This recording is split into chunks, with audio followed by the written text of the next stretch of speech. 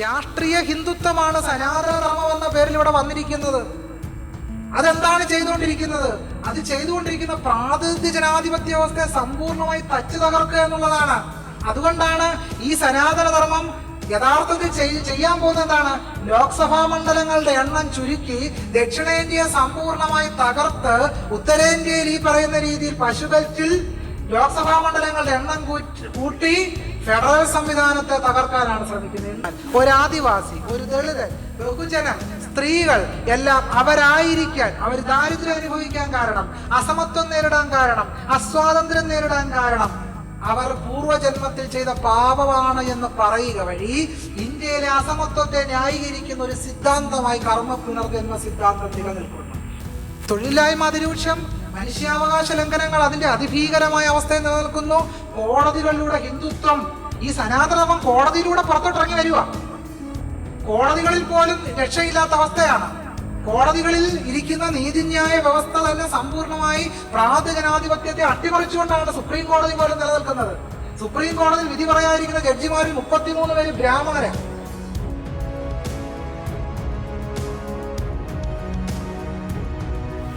സനാതനധർമ്മവും Indian ഭരണഘടനയും എന്ന വിഷയത്തെ മുൻനിർത്തിയാണ് ഇന്നിവിടെ സംസാരിക്കുന്നത്.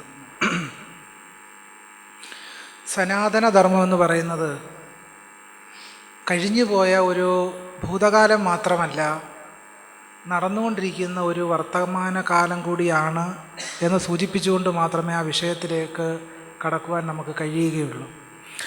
സനാതനധർമ്മത്തെ പറ്റിയുള്ള ചർച്ചയിലേക്ക് കടക്കുന്നതിന് മുമ്പ് ആമുഖമായി സൂചിപ്പിച്ച വാക്യം നമ്മുടെ മനസ്സിൽ ഇരിക്കുമ്പോഴാണ് ഇന്ത്യ കടന്നു പോകുന്ന വ്യത്യസ്തമായ ദുരിതം പിടിച്ച സാമൂഹ്യ രാഷ്ട്രീയ കാലാവസ്ഥയെപ്പറ്റി നമുക്ക് ബോധ്യം വരികയുള്ളൂ.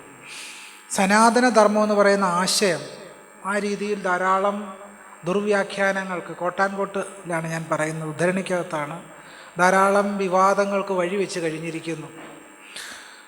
ഇന്ത്യയിൽ ആദ്യം അത് സൂചിപ്പിച്ചത്, അത്തരം ഒരു പ്രസ്താവന നടത്തിയത് ഉദയനിധി സ്റ്റാലിനാണ്. അദ്ദേഹം പറഞ്ഞത് സനാതനധർമ്മം എന്ന് പറയുന്നത് കോവിഡ് മഹാമാരി പോലെ ഉന്മൂലനം ചെയ്യപ്പെടേണ്ടതാണ് എന്നാണ് ഉദയനിധി സ്റ്റാലിൻ ഇതിനെപ്പറ്റി സൂചിപ്പിച്ചത്. അപ്പോൾ അത്രമേൽ വിപത്ത് നിറഞ്ഞ ഒരാശയമാണ് ഈ സനാതനധർമ്മം എന്നാണ് ഉദയനിധി സ്റ്റാലിൻ സൂചിപ്പിച്ചത്. രണ്ട്, കേരളത്തിൽ അത്തരമൊരു ആശയം പിന്നീട് സൂചിപ്പിക്കുന്നത് കേരളത്തിൻ്റെ ആദരണീയനായ മുഖ്യമന്ത്രി ശ്രീ പിണറായി വിജയനാണ്. അദ്ദേഹം ശിവഗിരി സമ്മേളനത്തിലാണ്, ശിവഗിരി തീർത്ഥാടന സമ്മേളനം ഉദ്ഘാടനം ചെയ്തുകൊണ്ട് സഖാവ് പിണറായി വിജയൻ പറഞ്ഞത്, ഈ സനാതനധർമ്മം എന്ന് പറയുന്നത് വർണ്ണാശ്രമധർമ്മത്തിൻ്റെ മറ്റൊരു പേര് മാത്രമാണ് എന്നും അത് ജാതിധർമ്മമാണ് എന്നുമാണ് കേരളത്തിൻ്റെ ആദരണീയനായ മുഖ്യമന്ത്രി സൂചിപ്പിച്ചത്. മുഖ്യമന്ത്രി ഈ കാര്യം സൂചിപ്പിക്കുന്നതിന് മുമ്പ് നാരായണ ഗുരുസ്വാമികളുടെ നേർശിഷ്യൻ സാക്ഷാൽ സഹോദരൻ അയ്യപ്പൻ 1950 ശിവഗിരിയിൽ നടന്ന പ്രഭാഷണത്തിൽ ഇത്തരമൊരു കാര്യം സൂചിപ്പിക്കുകയുണ്ടായി. സഹോദരൻ അയ്യപ്പൻ പറഞ്ഞത്, ധർമ്മം എന്ന് പറയുന്നത് വർണ്ണാശ്രമധർമ്മം തന്നെയാണ് എന്ന് 50കളിൽ തന്നെ സാക്ഷാൽ സഹോദരൻ അയ്യപ്പൻ ശിവഗിരിയിൽ തീർത്ഥാടന സമ്മേളന വേദിയിൽ തന്നെ പറയുന്നുണ്ട്. അപ്പം സഹോദരന് ശേഷം അത്തരമൊരു പ്രസ്താവന നടത്തുവാൻ പിന്നീട് ധൈര്യം കാട്ടിയത് കേരളത്തിലെ മുഖ്യമന്ത്രി പിണറായി വിജയനാണ് എന്നുള്ളത് പ്രത്യേകമായി ശ്രദ്ധിക്കേണ്ട ഒരു കാര്യമാണ്. ഇത് ഞാൻ ഇത്രയും കാര്യങ്ങൾ വളരെ ആമുഖമായി സൂചിപ്പിച്ചു എന്ന് മാത്രം. ഇനി എന്താണ് ധർമ്മം എന്ന് പറയുന്ന ആശയം കൊണ്ട് അർത്ഥമാക്കുന്നത്? ഇന്ത്യൻ കോണ്ടെക്സ്റ്റിൽ എന്താണ് ധർമ്മം? അത് ആധുനികമായ ഭരണഘടന മുന്നോട്ട് വെക്കുന്ന കോൺസ്റ്റിറ്റ്യൂഷണൽ മൊറാലിറ്റിയുമായി എന്തെങ്കിലും ബന്ധമുണ്ടോ? അതിന് ഒരു ബന്ധവുമില്ല. ഇന്ത്യൻ ഭരണഘടന മുന്നോട്ട് വെക്കുന്ന അടിസ്ഥാനപരമായ ആശയം എന്ന് പറയുന്നത് സ്വാതന്ത്ര്യം, സമത്വം, സാഹോദര്യം, ഈ 3 അടിസ്ഥാന ശിലകളിലാണ് ഇന്ത്യൻ ഭരണഘടന ഊന്നിയിരിക്കുന്നത്. ഭരണഘടനാ ധാർമ്മികത എന്ന് പറയുന്ന ആശയവും ഈ സ്വാതന്ത്ര്യം, സമത്വം, സാഹോദര്യം എന്ന് പറയുന്ന പ്രധാനപ്പെട്ട 3 ആശയങ്ങളിലാണ് ഇന്ത്യൻ ഭരണഘടന മുന്നോട്ട് വെക്കുന്ന, ഭരണഘടനാ ധാർമ്മികത മുന്നോട്ട് വെക്കുന്ന ആശയശില എന്ന് പറയുന്നത്. എന്നാൽ പ്രാചീനങ്ങളായ ഗ്രന്ഥങ്ങൾ പരിശോധിച്ചാൽ അറിയാം, പ്രത്യേകിച്ച് സനാതനധർമ്മത്തിൻ്റെ ഗ്രന്ഥപാഠങ്ങൾ എന്ന് വിശേഷിപ്പിക്കാവുന്ന ഇതിഹാസ പുരാണ പാഠങ്ങളും വേദങ്ങളും ധർമ്മശാസ്ത്രങ്ങളും മനുസ്മൃതിയും തന്ത്രഗ്രന്ഥങ്ങളും പുരാണ കഥകളുമൊക്കെ പരിശോധിക്കുമ്പോൾ ധർമ്മം എന്നതിന് എന്താണ് അർത്ഥമെന്ന് വളരെ വിപുലമായ നിർവചനങ്ങളും അതുമായി ബന്ധപ്പെട്ട ആഖ്യാനങ്ങളും കഥാരൂപങ്ങളും ഒക്കെ തന്നെ നമുക്കിതിൽ കാണാൻ കഴിയും. അതിലേക്ക് വരുന്നതിന് മുമ്പ് രണ്ട് കാര്യം കൂടി പ്രസ്താവിക്കേണ്ടതുണ്ട് എന്ന് തോന്നുന്നു. അതിലൊന്ന്, ഈ സനാതനധർമ്മവുമായി ബന്ധപ്പെട്ട വിവാദം ഉയർന്നു വന്നപ്പോൾ നാരായണ ഗുരുസ്വാമികളെ സനാതനധർമ്മത്തിൻ്റെ വക്താവാക്കാൻ ഹിന്ദുത്വ ശക്തികൾ ശ്രമിച്ചു എന്നുള്ളതാണ് അതിലെ ഏറ്റവും പ്രധാനപ്പെട്ട കാര്യം. ഇത്തരമൊരു ഘട്ടത്തിലാണ് സനാതനമെന്ന ആശയം കൊണ്ട് നാരായണ ഗുരുസ്വാമികൾ എന്താണ് അർത്ഥമാക്കിയത് എന്നും ഇന്ത്യയിലെ വേദേതിഹാസ പുരാണ പാഠങ്ങൾ സനാതന ധർമ്മം എന്നതുകൊണ്ട് എന്താണ് അർത്ഥമാക്കുന്നത് എന്നും നമുക്ക് വ്യവച്ഛേദിച്ച് പരിശോധിക്കേണ്ടി വരുന്നത്. ബുദ്ധധർമ്മത്തിൽ ധർമ്മത്തെപ്പറ്റി പറയുന്നുണ്ട്. അവിടെ ധമ്മം എന്നതുകൊണ്ട് അർത്ഥമാക്കുന്നത് പ്രധാനപ്പെട്ട 4 കാര്യങ്ങളെയാണ്. മൈത്രി, കരുണ, മുദിതോപേക്ഷ, മനസ്സി ഭാവയേത് എന്ന് ബുദ്ധധർമ്മത്തിൽ കാണാം. മൈത്രി, കരുണ, മുദിതോപേക്ഷ, മനസ്സി ഭാവയേത്. മൈത്രി എന്ന് പറഞ്ഞാൽ സാധാരണ നിലയ്ക്കുള്ളൊരു സാഹോദര്യമല്ല. കരുണയിലാണ്ട സാഹോദര്യത്തെ വിളിക്കുന്ന പേരാണ് മൈത്രി എന്ന് പറയുന്നത്. കരുണ എന്ന് പറഞ്ഞാൽ നാരായണ ഗുരുസ്വാമികൾ സൂചിപ്പിച്ചതുപോലെ അരുളും അൻപും അനുകമ്പയും ചേരുന്ന തത്വവും പ്രായോഗിക ആശയവുമാണ് കരുണ. മൈത്രി, കരുണ, മുദിതം എന്ന് പറഞ്ഞാൽ സന്തോഷം, അസാധാരണമായ സന്തോഷം, മറ്റുള്ളവരെ കരുണയോടുകൂടി ചേർത്ത് പിടിക്കുന്ന സന്തോഷം എന്നാണ് മുദിതം എന്ന വാക്കിൻ്റെ അർത്ഥം. ഉപേക്ഷ എന്ന് പറഞ്ഞാൽ ത്യജിക്കാനുള്ള മനോഭാവം. അത് ബ്രാഹ്മണ സാഹിത്യത്തിൽ കാണുന്ന ത്യാഗമല്ല, ബ്രാഹ്മണർക്ക് മാത്രം ദാനം നൽകുന്ന ദാനമല്ല ബുദ്ധധർമ്മത്തിലുള്ള ത്യാഗം എന്ന് പറയുന്നത്. അത് അപരർക്ക് വേണ്ടി നാരായണ ഗുരുസ്വാമികൾ പറയുമല്ലോ, നയമതിനാല് നരനു നന്മ നൽകും ക്രിയ അപരപ്രിയ ഹേതുവായി വരയണം. അപ്പം അപരന് പ്രിയം നൽകുന്ന രീതിയിൽ ത്യജിക്കാനുള്ള മനോഭാവത്തിൻ്റെ പേരാണ് ഇവിടെ ത്യാഗം എന്നതുകൊണ്ട് ഉദ്ദേശിക്കുന്നത്. ഈ മൈത്രിയും കരുണയും മുദിത ഉപേക്ഷയുമാണ് ബുദ്ധധർമ്മത്തിൻ്റെ കേന്ദ്രമെങ്കിൽ നാരായണ ഗുരുസ്വാമികൾ കാണുന്നത് ധർമ്മം എന്ന് പറയുന്നത് കുറെ കൂടെ വിശദവും വിശാലവുമായ ആധുനിക മനുഷ്യന് പിന്തുടരേണ്ടതുമായ ഒരു ധർമ്മത്തെ കുറിച്ചാണ് നാരായണ ഗുരുസ്വാമി പറയുന്നത്.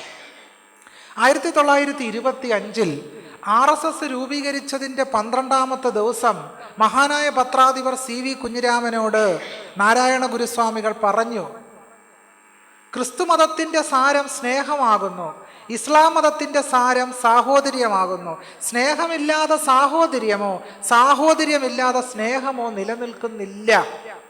സ്നേഹമില്ലാതെ സാഹോദര്യമോ സാഹോദര്യമില്ലാതെ സ്നേഹമോ നിലനിൽക്കുന്നില്ല. അതുകൊണ്ട് ഇവ തമ്മിൽ പരസ്പര ബന്ധിതങ്ങളാണ് എന്നതുകൊണ്ടും ഇവ തമ്മിൽ ചേരാതിരിക്കുന്ന അവസ്ഥാവിശേഷത്തെ സംബന്ധിച്ചുള്ള വിവാദങ്ങൾ വൃഥാവിവാദങ്ങളാണ് എന്നും നാരായണ ഗുരുസ്വാമികൾ സൂചിപ്പിച്ചു. അദ്ദേഹം കുഞ്ഞിരാമനോട് പറഞ്ഞു, സനാതന ധർമ്മങ്ങൾ തുല്യപ്രധാനങ്ങളാണ്. ഗുരു ഉപയോഗിക്കുന്ന വാചകം സനാതന ധർമ്മങ്ങൾ എന്ന, ധർമ്മം എന്നല്ല, ധർമ്മങ്ങൾ ബഹുവചനത്തിലാണ് ഉപയോഗിക്കുന്നത്. ഏതൊക്കെയാണ് ഇവിടെ സനാതന ധർമ്മങ്ങൾ? അത് സ്നേഹവും സാഹോദര്യവും സമത്വവും തുല്യനീതിയുമാണ്. ഗുരുവിൻ്റെ അഭിപ്രായത്തിൽ എറ്റേണലായ, സനാതനം എന്ന് പറഞ്ഞാൽ ശാശ്വതമായി നിലനിൽക്കേണ്ടത്, മനുഷ്യവംശത്തിന് എക്കാലവും ഉപയോഗപ്രദമാകേണ്ട ധർമ്മം എന്ന് പറയുന്നത് സ്നേഹവും സാഹോദര്യവുമാണ് എന്ന് ഗുരു ദർശിച്ചു. ഏറ്റവും അവസാനം അദ്ദേഹം സമാധി അടയുന്നതിൻ്റെ തലേ വർഷം സാക്ഷാൽ TK മാധവൻ്റെ നേതൃത്വത്തിൽ പള്ളാത്തുരുത്തിയിൽ SNDPയുടെ ഒരു വാർഷിക യോഗം നടന്നു. ആ വാർഷിക യോഗവേളയിൽ നാരായണ ഗുരുസ്വാമികൾ ഒരു സന്ദേശം അയക്കുന്നുണ്ട്. ആ സന്ദേശത്തിൽ ഗുരുസ്വാമികൾ എഴുതി, ആശംസാ സന്ദേശത്തിൽ ഗുരു എഴുതി, ഒരു ജാതി, ഒരു മതം, ഒരു ദൈവം മനുഷ്യന് എന്ന സനാതന ധർമ്മം. നോക്കൂ, ഒരു ജാതി, ഒരു മതം, ഒരു ദൈവം മനുഷ്യന് എന്ന സനാതന ധർമ്മം. അപ്പം ഒരു ജാതി എന്നതുകൊണ്ട് ഗുരു ഉദ്ദേശിക്കുന്ന എന്താണ്? ഒരു ജാതി എന്നതുകൊണ്ട് ഗുരു വളരെ നേരത്തെ വ്യക്തമാക്കിയിട്ടുണ്ട്. ജാതി നിർണയത്തിലും ജാതി ലക്ഷണത്തിലും അത് ഗുരു വ്യക്തമാക്കി. മനുഷ്യാണ മനുഷ്യത്വം ജാതിർഗോത്വം ഗവാം യഥാ ന ബ്രാഹ്മണാതിരസ്യൈവം ഹാ തത്വം വേത്തി കോപിന. യഥാ ഗവാം ഗോത്വം, എപ്രകാരമാണോ പശുവിന് പശുത്വം, തഥാ മനുഷ്യാണ മനുഷ്യത്വം ജാതിഹി, അതുപോലെ മനുഷ്യർക്ക് മനുഷ്യത്വമാണ് ജാതി എന്ന് ഗുരുസ്വാമികൾ അരുളി. അദ്ദേഹം പറഞ്ഞു, പേരൂരു തൊഴിൽ ഈ മൂന്നും പോരുമായത് കേൾക്കണം, ആരു നീയെന്നു കേൾക്കണ്ട, നേരു മെയ് തന്നെ ചൊൽകയാൽ. ഒരാളെ കണ്ടാൽ അയാളുടെ പേര്, ഊര്, തൊഴിൽ ഇത് മൂന്നും അന്വേഷിച്ചാൽ മതി. ആരു നീയെന്ന് കേൾക്കണ്ട, നീ ആരാണെന്ന് അയാളോട് ചോദിക്കേണ്ട ആവശ്യമില്ല. കാരണം എന്താണ്? ആ നിൽക്കുന്ന ആളുടെ ശരീരം മനുഷ്യ ശരീരമാണ് എന്ന് വെളിപ്പെടുന്നത് കൊണ്ട് തന്നെ പ്രത്യേകമായി അന്വേഷിക്കേണ്ടതില്ല എന്നാണ് ഗുരുസ്വാമികൾ അരുളി ചെയ്തത്. പക്ഷേ ഇതിൽ നിന്നും വ്യത്യസ്തമായിട്ടാണ് എന്ത് നമ്മൾ കാണുന്നത്? വേദേതിഹാസ പുരാണപാഠങ്ങളിലെ ധർമ്മസങ്കല്പം ബുദ്ധധർമ്മവും നാരായണ ഗുരുസ്വാമികൾ മുന്നോട്ട് വെച്ച ശാശ്വതമായ നീതിബോധ്യങ്ങളിൽ നിന്നും ആധുനികമായ മൂല്യബോധങ്ങളിൽ നിന്നും വേറിട്ട് നിൽക്കുന്നതും തനിപ്പിന്തിരിപ്പനുമായ ആശയങ്ങളാണ് വേദേതിഹാസ പുരാണ പാഠങ്ങളിൽ കാണുന്നത്. അതുകൊണ്ട് ശ്രദ്ധിച്ചാൽ അറിയാം, സനാതനധർമ്മത്തിൻ്റെ വിവാദം ഉടലെടുത്ത ഘട്ടത്തിൽ ഒരിടത്ത് പോലും ഈ ജാതിധർമ്മത്തെ ഉയർത്തിപ്പിടിക്കുന്ന ഈ വേദേതിഹാസ പുരാണ പാഠങ്ങളെ തെള്ളിക്കറയുവാൻ ഹിന്ദുത്വവാദികൾ തയ്യാറായില്ല എന്നുള്ളതാണ്. തന്നെയുമല്ല, CPM-ൻ്റെ സംസ്ഥാന സമ്മേളനത്തോടനുബന്ധിച്ച് കൊല്ലത്ത് നടന്ന സനാതന ധർമ്മത്തെ സംബന്ധിച്ച സെമിനാറിൽ മുൻ ബി ജെ പി സംസ്ഥാന അധ്യക്ഷനായ PK കൃഷ്ണദാസ് ചാതുർവർണ്ണ്യത്തെ ന്യായീകരിക്കുകയാണുണ്ടായത്. ചാതുർവർണ്ണ്യം വളരെ നല്ലതാണെന്ന് പറയുകയും നാരായണ ഗുരുസ്വാമികൾ സനാതനധർമ്മത്തിൻ്റെ വക്താവാണ് എന്ന് കൊല്ലത്ത് നടന്ന CPM സംസ്ഥാന സമ്മേളനത്തിൻ്റെ സെമിനാർ വേദിയിൽ അദ്ദേഹം പറയുകയും ചെയ്തു. ഞാനും സുനിൽ പിള്ളയോടും അദ്ദേഹത്തിൻ്റെ വാദഗതികളെ അതിശക്തമായി എതിർക്കുകയുണ്ടായി. എങ്ങനെ ചാതുർവർണ്ണ്യത്തെ എതിർത്ത തള്ളിക്കളഞ്ഞ ഗുരുവിനെ തന്നെ സനാതനധർമ്മത്തിൻ്റെ മറ്റൊരു പേര് മാത്രമായ ചാതുർവർണ്ണ്യത്തിൻ്റെ വക്താവാക്കാൻ ശ്രമിക്കുന്നു? ചാതുർവർണ്ണ്യത്തെപ്പറ്റി നാരായണ ഗുരുസ്വാമി എന്താണ് പറഞ്ഞത്? അദ്ദേഹം പറഞ്ഞു, ഈ വിരാട് പുരുഷൻ്റെ മുഖത്ത് നിന്ന് ബ്രാഹ്മണൻ ഉണ്ടാകുക, കൈകളിൽ നിന്ന് ക്ഷത്രിയനുണ്ടായി എന്ന് പറയുക, ഊരുക്കളിൽ നിന്ന് വൈശ്യനുണ്ടായി എന്ന് പറയുക, പാദങ്ങളിൽ നിന്ന് ശൂദ്രനുണ്ടായി എന്ന് പറയുന്ന ഈ കഥ മരം പൊട്ടി മുളയ്ക്കും പോലെയാണോ മനുഷ്യരുണ്ടാകുന്നത് എന്ന് നാരായണ ഗുരുസ്വാമികൾ ചോദിച്ചു. കുറച്ചും കൂടി ശക്തമായ ആ ചോദ്യം ചോദിച്ചത്. ഗുരു കരുണയിൽ ചാലിച്ചാണ്, നർമ്മത്തിലാണ് ആ ചോദ്യം ചോദിച്ചതെങ്കിൽ സാക്ഷാൽ പെരിയാർ EV രാമസ്വാമി നായ്ക്കർ ചോദിച്ചത്, ഈ ബ്രാഹ്മണരും ക്ഷത്രിയരും ഒക്കെ വിരാട് പുരുഷൻ്റെ അംഗോപാംഗങ്ങളിൽ നിന്നാണ് ഉണ്ടായതെങ്കിൽ മറ്റു മനുഷ്യർ എവിടെ നിന്നാണ് ഉണ്ടായത്? പെരിയാർ അതിന് ഉത്തരം നൽകുന്നു. അവരൊക്കെ അവരുടെ അച്ഛനമ്മമാർക്കാണ് ഉണ്ടായത്.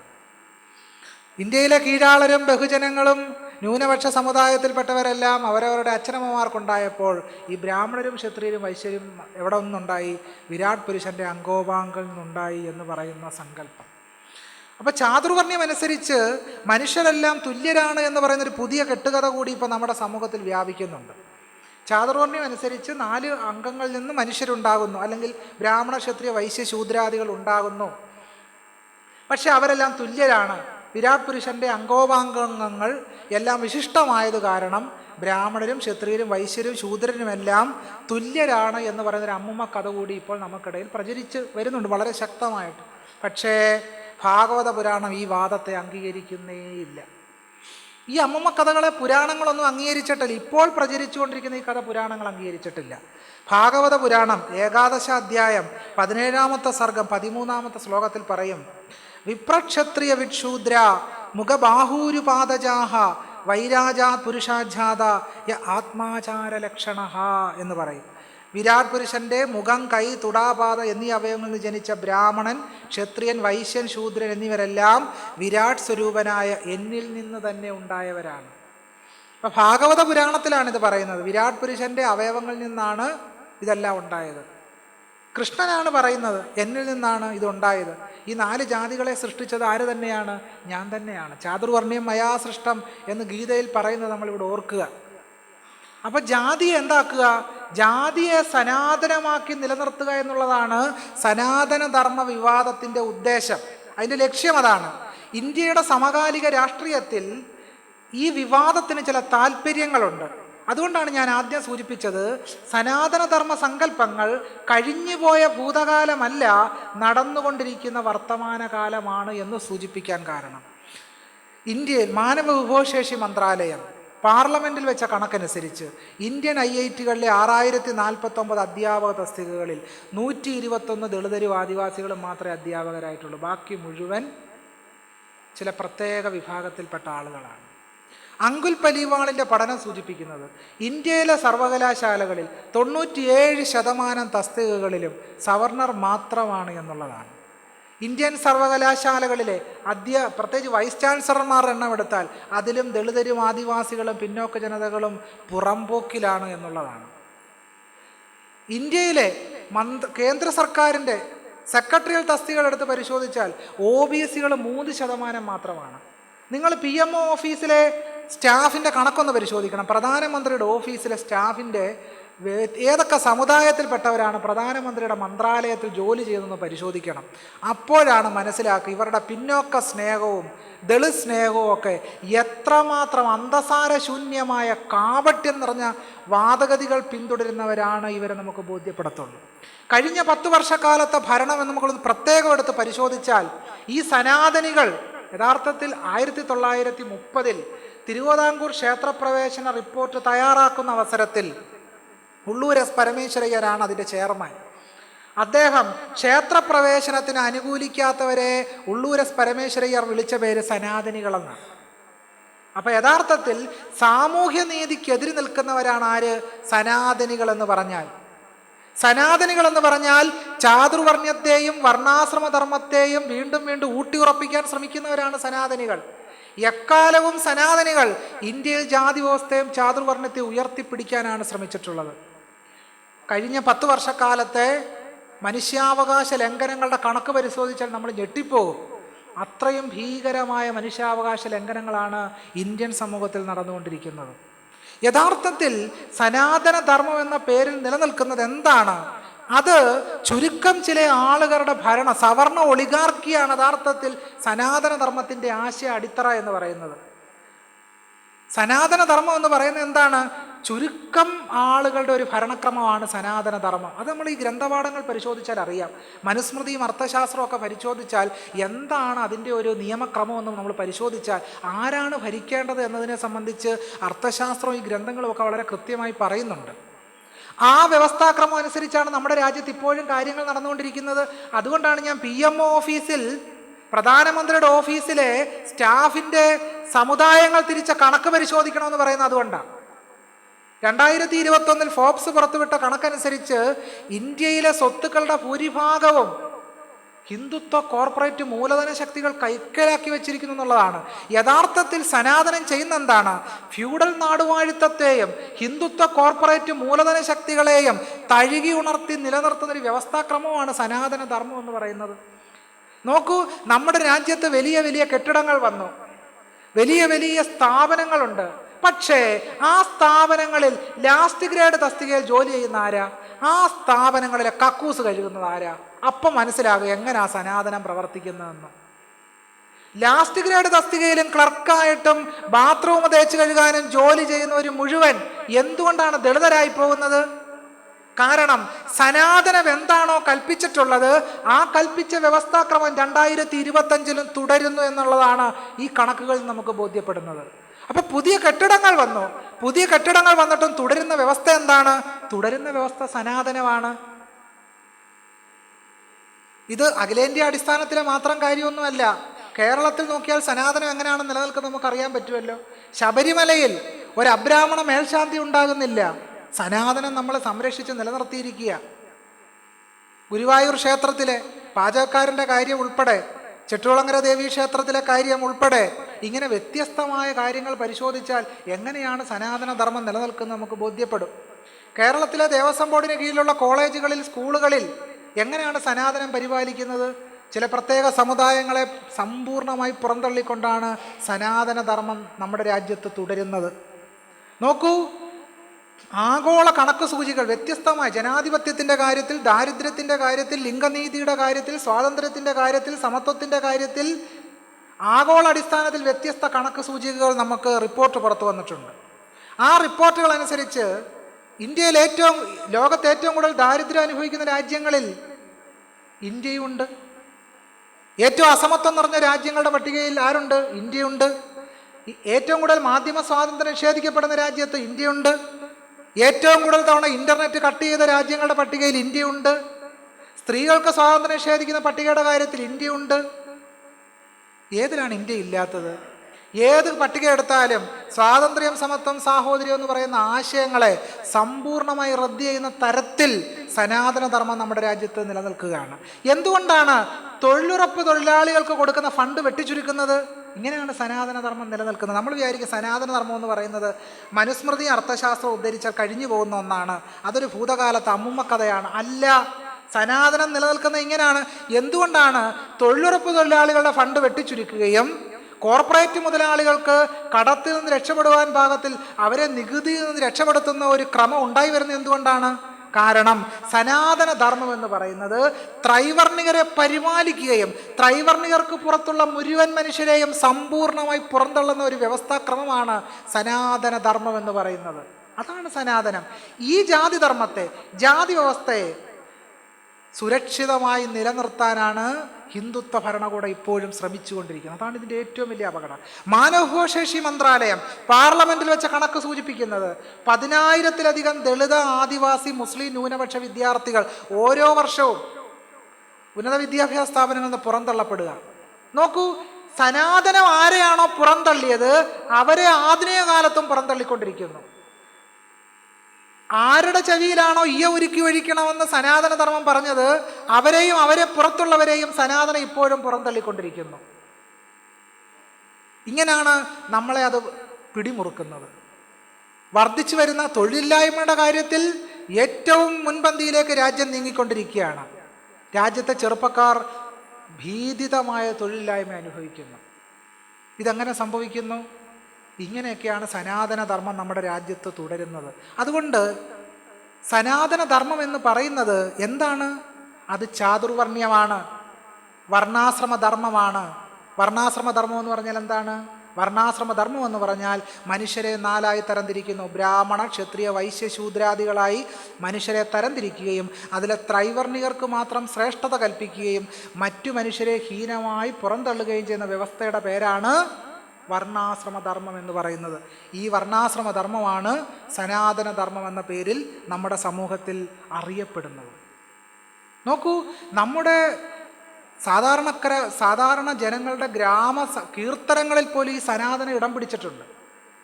സന്ധ്യയ്ക്ക് ചൊല്ലുന്ന പ്രാർത്ഥനകളുണ്ടല്ലോ, അതിൽ പോലും സനാതനം ഭീകരമായി പിടിമുറുക്കിയിട്ടുണ്ട്. അതിൻ്റെ ഒരു ഉദാഹരണമാണ് ഈ രാമരാമ പാഹിമാം മുകുന്ദരാമ പാഹിമാം രാമപാദം ചേരണേ മുകുന്ദരാമ പാഹിമാം. അതിലൊരു വരി എല്ലാവർക്കും അറിയാവുന്ന ഒരു വരിയാണ്. എന്താണത്? ഭംഗിയോട് ഭൂമി തന്നെ ബ്രാഹ്മണർക്ക് നൽകുവാൻ ഭാർഗവനായി വന്നുദിച്ച രാമരാമ പാഹിമാം. അപ്പോൾ സന്ധ്യക്കിരുന്ന് ദളിതരും പിന്നോക്കക്കാരായിട്ടുള്ള സ്ത്രീകൾ ജപിക്കുകയാണ്. എന്താ ജപിക്കുന്നത്? ബ്രാഹ്മണർക്ക് ഭൂമി നൽകാൻ വന്ന അല്ലയോ രാമ, നീ എന്നെ രക്ഷിക്കണേ. ബ്രാഹ്മണർക്ക് ഭൂമി കൊടുക്കാൻ വരുന്ന രാമൻ എങ്ങനെയാണ് ദളിതരെയും പിന്നോക്കരെയും ആദിവാസികളെയും മുസ്ലിങ്ങളെയും രക്ഷിക്കില്ല എന്നുള്ളതിന് ധാരാളം തെളിവുകളുണ്ട്. അതിലൊരു ഉദാഹരണമാണ് സാക്ഷാൽ വാൽമീകിയുടെ രാമൻ തന്നെ അതിൻ്റെ ഏറ്റവും പ്രത്യക്ഷമായ ഉദാഹരണമാണ്. ശംഭൂകൻ തപസ് ചെയ്യുന്നു.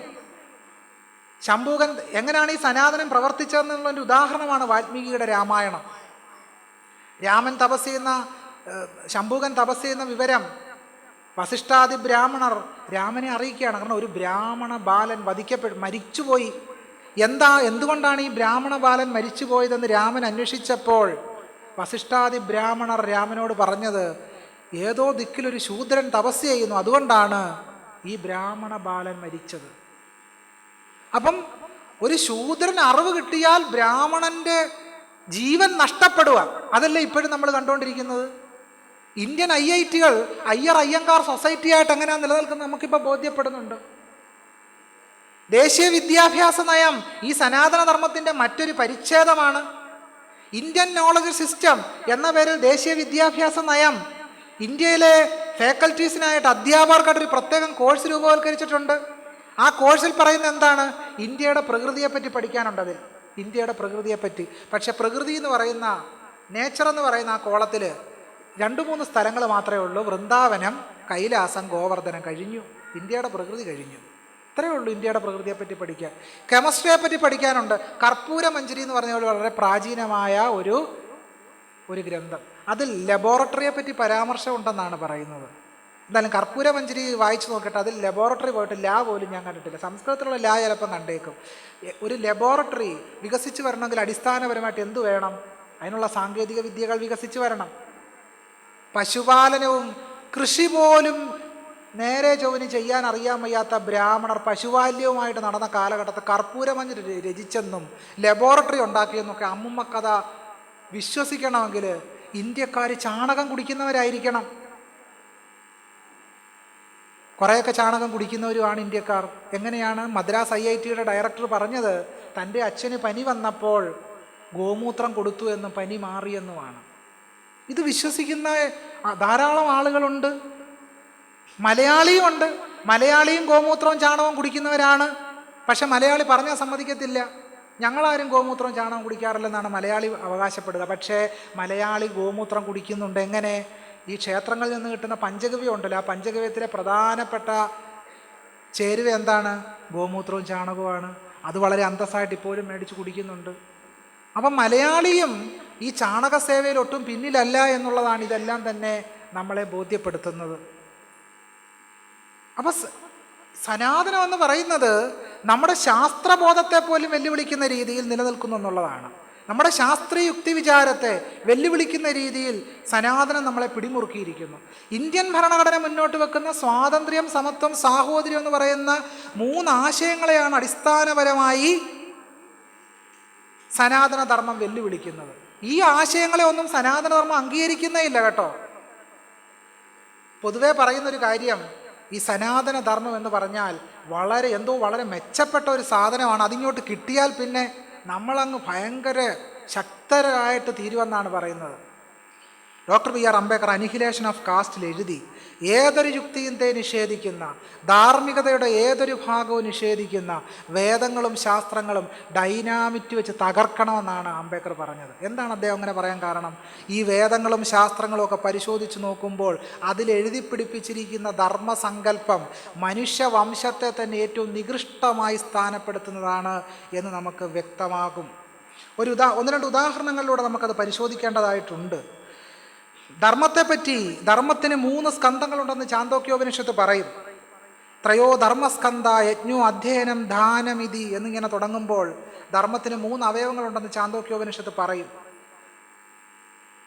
തൈത്തരീയോപനിഷത്തില് സത്യാന്ന പ്രമദിതവ്യം, ധർമാന്ന പ്രമദിതവ്യം, കുശലാന്ന പ്രമദിതവ്യം എന്നൊക്കെ നമ്മൾ കേൾക്കും. ഇത് കേട്ട് കഴിയുമ്പോൾ ഇതൊക്കെ എന്തോ വലിയ മഹത്തായ ആശയങ്ങളാണോ തെറ്റിദ്ധാരണയിൽ ആളുകൾ. ഉപനിഷത്തിൽ പറയുന്നുണ്ടല്ലോ, സത്യം മാത്രമേ പറയാവൂ, സത്യത്തിൽ നിന്ന് തെറ്റി നടക്കരുത്. ധർമാന്ന പ്രമദിതവ്യം, ധർമ്മത്തിൽ നിന്ന് തെറ്റി നടക്കരുത്. കേൾക്കുമ്പോൾ മഹത്തായ ആശയമാണെന്ന് തോന്നും. പക്ഷെ തൊട്ടടുത്ത വരിയും കൂടെ വായിച്ചു നോക്കണം. നോ ഇതരാണിയേകേ ചാസ്മാശ്രേയാംസോ ബ്രാഹ്മണാഹ തേഷാം ത്വയ ആസനേന പ്രശ്വസിതവ്യം. ഞങ്ങളെക്കാൾ ശ്രേഷ്ഠന്മാരായ ബ്രാഹ്മണർ വരുമ്പോൾ അവർക്ക് ആസനം മുതലായത് നൽകി അവരുടെ ക്ഷീണം തീർക്കാൻ സഹായിക്കണം. ഇതാണ് ധർമ്മം തെറ്റി നടക്കരുതെന്ന് പറയുന്നത്. ബ്രാഹ്മണർക്ക് അനുകൂലമായ, ബ്രാഹ്മണ്യത്തിന് അനുകൂലമായ വ്യവസ്ഥാക്രമത്തെയാണ് തൈത്തരീയോപനിഷത്ത് എന്തു പറയുന്നത്? ധർമ്മം എന്നതുകൊണ്ട് അർത്ഥമാക്കുന്നത്. അല്ലാതെ എല്ലാ മനുഷ്യർക്കും ബാധകമായ, എല്ലാ മനുഷ്യർക്കും നന്മ വരണമെന്ന് പറയുന്ന ഒരു വരി പോലും നിങ്ങൾ ഇതിഹാസ പുരാണ പാഠങ്ങളെടുത്ത് പരിശോധിച്ചാൽ കാണില്ല. ബ്രാഹ്മണർക്ക് ദാനം നൽകുന്നതിനെ പറ്റി എത്രയോ കാണ്ഡമായിട്ട് എഴുതി പിടിപ്പിച്ചിരിക്കുന്ന കാണാം. ഇന്ത്യയിലെ കീഴാളർക്ക്, ബഹുജനങ്ങൾക്ക്, സ്ത്രീകൾക്ക് ദാനം നൽകണമെന്ന് പറയുന്ന ഒരു വരി ഈ ഇതിഹാസ പുരാണ പാഠങ്ങളിലുണ്ടോ? ഇല്ല. കാരണം ഇത് മുഴുവൻ ബ്രാഹ്മണ്യ പൗരോഹിത്യമാണ് എഴുതി ഉണ്ടാക്കിയത്, അവരുടെ ഉദരപൂരണ വ്യവസ്ഥാക്രമത്തിനായിട്ട്. ഇനിയും എന്താണ് ധർമ്മം എന്ന് കുറച്ച് ആഴത്തിൽ നമ്മൾ പരിശോധിക്കേണ്ടതായിട്ടുണ്ട്. മനുസ്മൃതിയിൽ എന്താണ് ധർമ്മം എന്ന് വ്യക്തമാക്കുന്നുണ്ട്.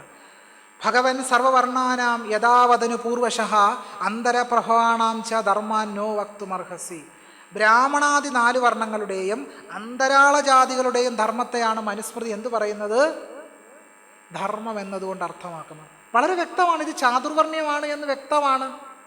അല്ലാതെ സ്വാതന്ത്ര്യവും സമത്വവും സാഹോദര്യമാണോ ഇവിടെ പറയുന്നത്? അല്ല, ചാതുർവർണ്ണ്യമാണ് ധർമ്മമെന്നാണ് മനുസ്മൃതി വളരെ കൃത്യമായിട്ട് പറഞ്ഞു വെക്കുന്നത്. ഈ ധർമ്മം അനുസരിച്ച് ഒരാൾക്ക് പേരിടുന്നതിന് പോലും ക്രമമുണ്ട്. മംഗല്യം ബ്രാഹ്മണ്യസ്യ ക്ഷത്രിയസ്യ ബലാന്വിതം വൈശ്യസ്യ ധനസംയുക്തം ശൂദ്രസ്യ തു ജുഗുപ്സിതം. ബ്രാഹ്മണന് ഏറ്റവും നല്ല പേരേ നൽകാവൂ, ക്ഷത്രിയന് ബലമുള്ള പേരായിരിക്കണം, വൈശ്യന് ധനസംയുക്തമായ പേരായിരിക്കണം, ശൂദ്രൻ്റെ പേര് കേട്ടാൽ തന്നെ അറപ്പും വെറുപ്പും തോന്നണമെന്നാണ് പറഞ്ഞിരിക്കുന്നത്.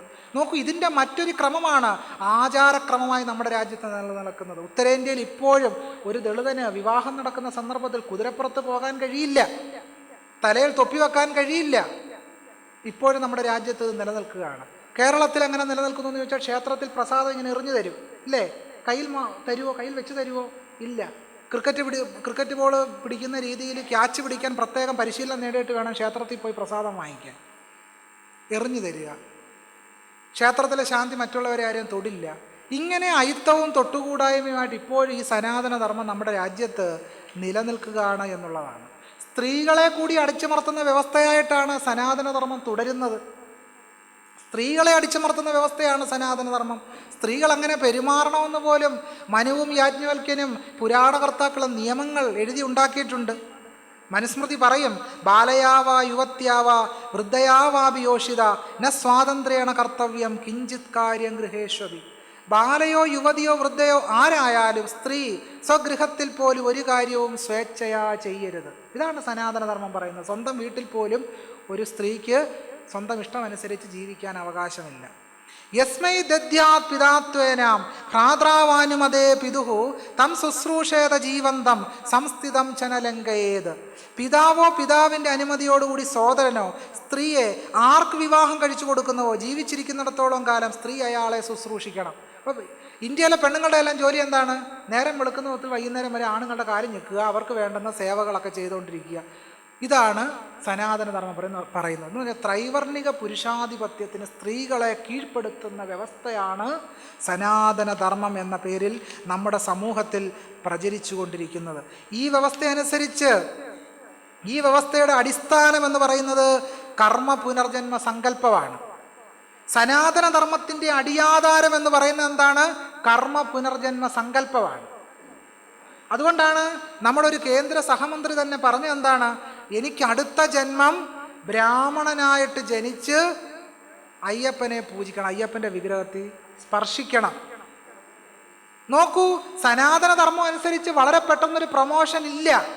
ഇതാണ് അദ്ദേഹം മനസ്സിലാക്കാതെ പോകുന്ന കാര്യം. സനാതനധർമ്മം അനുസരിച്ച് കർമ്മ പുനർജന്മ സിദ്ധാന്തം അനുസരിച്ച് ശൂദ്രന് ബ്രാഹ്മണനായ ഡയറക്റ്റ് പ്രൊമോഷൻ ഇല്ല.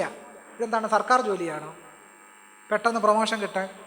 സർക്കാർ ജോലിയാണെങ്കിൽ പോലും അതിന് ചില നിയമങ്ങളും വ്യവസ്ഥകളും ഒക്കെ ഇല്ലേ? അതുപോലെ ഒരു ഹിംസാത്മകമായ വ്യവസ്ഥ ഇതിലുമുണ്ട്. പൂന്താനം ജ്ഞാനപ്പാനയിൽ എഴുതി, ചണ്ടകർമ്മങ്ങൾ ചെയ്തവൻ ചാകുമ്പോൾ ചണ്ടാള കുലത്തിങ്കൽ പിറക്കുന്നു. ഒരാൾ ചണ്ടാളനായിട്ട് പിറക്കാൻ കാരണം എന്താണ്?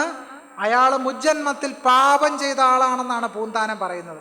എന്ന് പറഞ്ഞാൽ ഒരാദിവാസി, ഒരു ദളിതൻ, ബഹുജനം, സ്ത്രീകൾ എല്ലാം അവരായിരിക്കാൻ, അവർ ദാരിദ്ര്യം അനുഭവിക്കാൻ കാരണം, അസമത്വം നേരിടാൻ കാരണം, അസ്വാതന്ത്ര്യം നേരിടാൻ കാരണം അവർ പൂർവജന്മത്തിൽ ചെയ്ത പാപമാണ് എന്ന് പറയുക വഴി ഇന്ത്യയിലെ അസമത്വത്തെ ന്യായീകരിക്കുന്ന ഒരു സിദ്ധാന്തമായി കർമ്മ പുനർജന്മ സിദ്ധാന്തം നിലനിൽക്കുന്നു.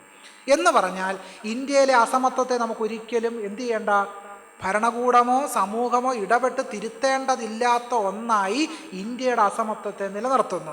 അതുകൊണ്ടാണ് ചാണകത്തിനോട് ഇത്രയും ഭക്തി. അപ്പം നിങ്ങൾക്ക് ശാസ്ത്രത്തെ പ്രോത്സാഹിപ്പിക്കേണ്ടതില്ല. ഗോമൂത്രം കുടിച്ചോളൂ എന്ന് പറഞ്ഞാൽ ആളുകൾ ഗോമൂത്രം കുടിച്ചോളും. ശാസ്ത്രത്തെ പ്രോത്സാഹിപ്പിക്കുന്ന ഒന്നും ചെയ്യേണ്ടതായിട്ടില്ല. ക്ഷേത്രങ്ങൾ പണിത് കൊടുത്താൽ മതി. ആളുകൾക്ക് അടിസ്ഥാനപരമായ അവർക്ക് വികസിക്കേണ്ട വ്യക്തി സ്വാതന്ത്ര്യത്തിന് വേണ്ടുന്ന കാര്യങ്ങളൊന്നും തന്നെ ചെയ്തു കൊടുക്കേണ്ടതായിട്ടില്ല. ഇങ്ങനെ നമ്മളെ വഴിതിരിച്ചു വിടുകയും നമ്മളെ വഴിമാറ്റുകയും ചെയ്യുന്ന കഥകൾ നമുക്കിടയിൽ പ്രചരിപ്പിക്കുകയാണ്. മനുഷ്യർക്ക് അടിസ്ഥാനപരമായി അവരുടെ അടിസ്ഥാന ജീവിതത്തിൽ പൂരിപ്പിക്കപ്പെടേണ്ടുന്ന കാര്യങ്ങളിൽ നിന്ന് ശ്രദ്ധ മറച്ചു വെക്കുന്നു. അങ്ങനെയാണ് സനാതനധർമ്മ 80കളിൽ നമ്മുടെ 70-80കളിലൊക്കെ നമ്മുടെ മുമ്പിൽ വന്നത്. എങ്ങനെയാണ്? രാമായണം സീരിയലുകളായി സനാതനധർമ്മം നമ്മുടെ മുമ്പിൽ വെളിപ്പെട്ടു. നമ്മളന്ന് തിരിച്ചറിഞ്ഞില്ല.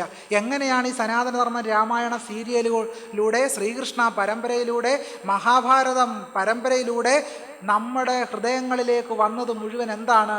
ഈ സനാതനധർമ്മമാണ്. ഈ സനാതനധർമ്മമാണ് നമ്മുടെ മുമ്പിലേക്ക് വന്നത്. നോക്കൂ, സീത ഒരിക്കലും കാവ്യ വസ്ത്രം ധരിച്ചിട്ടില്ല. പക്ഷെ രാമായണം സീരിയലിൽ കാവ്യ വസ്ത്രം ധരിച്ച സീതയെയും രാമനെയുമാണ് നമ്മൾ കാണുന്നത്. പക്ഷെ വാൽമീകി രാമായണത്തിൽ എവിടെയും സീത കാവ്യ വസ്ത്രം ധരിച്ചിട്ടേ ഇല്ല. വസ്ത്രം ധരിക്കണമെങ്കിൽ ആ പറയുന്ന രീതിയിലുള്ള നൂൽപ്പും മറ്റ് സാങ്കേതിക വിദ്യകളും ഒക്കെ വേണ്ടേ? അതൊന്നും ഇല്ലാതെ മരവരി ഉടുത്തുകൊണ്ട് നടന്ന മനുഷ്യർ കാലിലെ രാമായണ സീരിയൽ കാണുമ്പോൾ എങ്ങനെ നല്ല പട്ടും നല്ല നിറത്തിലുള്ള കാവ്യ വസ്ത്രം ഉടുത്തിരിക്കുക. ഈ മനുഷ്യർ ജീവിച്ച കാലത്ത് ഇങ്ങനൊരു പട്ടുവസ്ത്രം ഒന്നുകിൽ ചൈനയിൽ നിന്നേ വരാൻ വഴിയുള്ളൂ. ചൈനയിൽ നിന്ന് വരണം. ഇങ്ങനെ നമ്മളെ കളിയാക്കുക. കിഷ്കിന്ധയെ പറ്റി പറയുമ്പോൾ കിഷ്കിന്ധ എങ്ങനെയാണ് രാമായണ ജയ് ഹനുമാൻ എന്ന് പറയുന്ന സീരിയലിൽ എങ്ങനെയാണ് കിഷ്കിന്ധയെ കാണിച്ചത്? ഒരു വലിയ കൊട്ടാരം പോലാണ് കിഷ്കിന്ധ നമ്മുടെ മുമ്പിൽ അവതരിപ്പിക്കപ്പെട്ടത്. പക്ഷേ വാൽമീകി രാമായണത്തിൽ കിഷ്കിന്ധയെ പറ്റി പറയുന്നതാണ് ഒരു പൊന്തക്കാടാണെന്നാണ്. ഒരു പൊന്തക്കാട്, ഒരു ചെറിയ ഗുഹയും, ഇത്രയേ ഉള്ളൂ കിഷ്കിന്ധ. ഇങ്ങനെ മനുഷ്യരെ ഇത് കൂടാതോ അയോധ്യ എങ്ങനെയാണ് നമ്മുടെ മുമ്പിൽ അവതരിപ്പിച്ചത്? വർണ്ണമനോഹരമായ സ്വർണ്ണ കൊട്ടാരമാണ് സീരിയലിൽ നമ്മൾ കണ്ടത്. സംകാലിയ വളരെ രസകരമായിട്ട് എഴുതുന്നുണ്ട്. സംകാലിയ പറയുന്നുണ്ട്, രാമനും സീതയും കാട്ടിലേക്ക് പോകുന്ന സന്ദർഭത്തിൽ കൗസല്യ പാംസു സ്നാനിതയായി തീർന്നു. പാംസു എന്ന് പറഞ്ഞാൽ മണ്ണ് എന്നർത്ഥം. മണ്ണിൽ കുഴഞ്ഞവളായി കൗസല്യ. സംകാലിയ ഉന്നയിക്കുന്ന ചോദ്യം, കൗസല്യ എന്തുകൊണ്ടാണ് ഇത്രയധികം പൊടിയിൽ വീണത്? സംകാലിയ ഉത്തരം നൽകുന്നു, ചുട്ടെടുത്ത ഇഷ്ടിക കൊണ്ടല്ല കെട്ടിടം നിർമ്മിച്ചത്. ചുട്ടെടുത്ത ഇഷ്ടിക കൊണ്ടല്ല, ചുട്ടെടുത്ത ഇഷ്ടികയാണ് ഇത്രയും പൊടി വരത്തില്ല എന്ന് സംകാലിയ നിരീക്ഷിക്കുന്നുണ്ട്. ഇതിൻ്റെ മറവിൽ വെജിറ്റേറിയനിസത്തെ നമ്മുടെ സമൂഹത്തിൽ അടിച്ചേൽപ്പിക്കാൻ ശ്രമിക്കുന്നു. ആരെങ്കിലും മാംസം കയ്യിൽ സൂക്ഷിച്ചാൽ അവരെ കൊണ്ട് ജയ് ശ്രീരാം വിളിപ്പിക്കുന്നു. പക്ഷേ ഈ ശ്രീരാമൻ കഴിച്ച മത്സ്യത്തിന് കണക്ക് നമ്മൾ എന്തുകൊണ്ടാണ് എടുക്കാത്തത്? ആ കണക്ക് പരിശോധിക്കണ്ടേ? രാമനും സീതയും ആദ്യമായി ചിത്രകൂടത്തിൽ ആശ്രമം പണിയുന്ന സമയത്ത് രാമൻ വാസ്തുബലി നടത്തുന്നുണ്ട്. രാമൻ നടത്തുന്ന വാസ്തുബലിയിലെ പ്രധാനപ്പെട്ട ദ്രവ്യം എന്ന് പറയുന്നത് മാനിൻ്റെ മാംസമായിരുന്നു. മാനിൻ്റെ മാംസം കൊണ്ടുവന്നിട്ടാണ് സാക്ഷാൽ ശ്രീരാമൻ വാസ്തുബലി നടത്തുന്നത്. എന്തിനധികം പറയുന്നു, ജടായു മരിച്ച സമയത്ത് ജടായുവിന് ശ്രീരാമൻ പിതൃബലി നടത്തുന്നുണ്ട്. ജടായുവിന് ശ്രീരാമൻ നടത്തുന്ന പിതൃബലിയിലെ പ്രധാനപ്പെട്ട ഭോജ്യ വസ്തു മാനിൻ്റെ മാംസമാണ്. രാമനെ അന്വേഷിച്ച് ഭരദ്വാജന്റെ ആശ്രമത്തിലെത്തുന്നുണ്ട്. ഒന്നാം തരം ചിക്കൻ കറിയും കൂട്ടിയാണ് ഭരതന് സദ്യ കൊടുത്തത്. വാൽമീകി രാമായണത്തിൽ വളരെ കൃത്യമായി പറയുന്നുണ്ട്, ചിക്കൻ കറിയും പന്നിയിറച്ചിയും ഒക്കെ കൂട്ടി ചോറ് കൊടുത്തതിനെ പറ്റി. ചേർത്ത മസാല നിറപറയാണോ ഈസ്റ്റേനാണോ എന്ന് എനിക്കറിഞ്ഞുകൂടാ. പക്ഷെ മസാല ചേർത്തു, നല്ല കറി വെച്ചിട്ടാണ് കൊടുത്തത് ഭരദ്വാജൻ.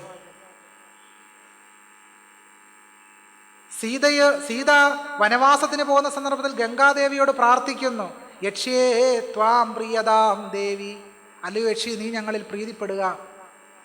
മനോഹരമായ വനവാസം കഴിഞ്ഞ് തിരിച്ചു വന്നാൽ നിനക്ക് ഞങ്ങൾ മാംസോദനം നൽകാം.